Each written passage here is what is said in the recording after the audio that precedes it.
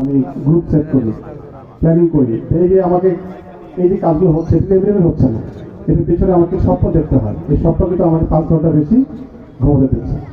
আমি চাইবো তোমার স্বপ্ন দেখবা তোমাদের নিজের জীবনটাকে নিয়ে। তুমি কি সুন্দর করে তোমার জীবন সাজাতে পারো, তুমি অনেক ভালো জায়গায় যাবে। তুমি যদি ভালো জায়গায় যেতে পারো, তোমার পরিবার ডেভেলপ হবে। তোমার পরিবার যখন ডেভেলপ হবে, আমার সমাজ, আমার দেশ ডেভেলপ হবে। আমরা অনেক সময় তো করে এসেছি, স্বাধীনতা 53 বছর আমাদের পরে দেশ স্বাধীন হয়েছে এবং অনেক দেশ আছে আমাদের পাশাপাশি দেশ, তারা আমাদের থেকে অনেক বেশি ডেভেলপ কীভাবে হয়েছে সেই দেশের ছেলে মেয়েরা সবাই সমান তালে কাজ করে। মেয়ে বলে তার কোনো কথা নেই, সবাই মানুষ, ছেলে মেয়ে সবাই কর্মক্ষম। আমরা সবাইকে ব্যথা দিয়েছে, সবাইকে হাত দিয়েছে, পা দিয়েছে।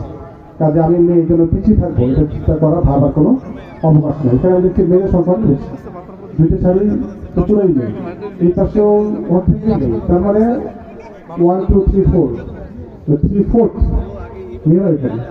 তো এই মেয়েদেরকে যদি আমার পিছনে রেখে সামনে এগোতে চাই, তাহলে দেশে ডেভেলপমেন্ট সম্ভব, ডাউন হয়ে যাবে। Very good.